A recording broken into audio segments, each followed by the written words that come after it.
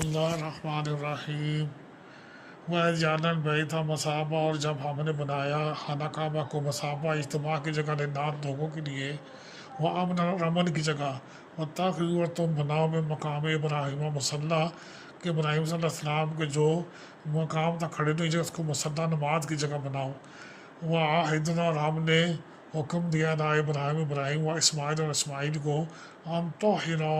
یہ کہ پاک رکھے بیتی میرے گھر کو، للطائفین طواف کرنے والوں کے لیے، والعاکفین اور اعتکاف کرنے والوں کے لیے، والرکع اور رکوع کرنے والوں کے لیے، والسجود اور سجدہ کرنے والوں کے لیے۔ تو اللہ تبارک و تعالیٰ کی ذات نے یہاں پر بھی بتایا کہ جو خانہ کعبہ ہم یہ استعمال کرتے ہی حضرت ابراہیم علیہ السلام حضرت اسماعیل علیہ السلام کے وقت کا چلا آ رہا ہے، اور یہ تحویل قبلہ کا معاملہ جو تھا نا، یہ اس سے پہلے کہ دیکھ رہے ہیں حضرت ابراہیم کے دور کے خانہ کعبہ کی شرف و فضیلت بتائی جا رہی ہے۔ اللہ تبارک و تعالیٰ میں صحیح جو طریقے ہیں انبیاء علیہ السلام کے، نبی کریم صلی اللہ علیہ وسلم کی سنت، اس پہ چلنے کی توفیق اور ہمت عطا فرمائے۔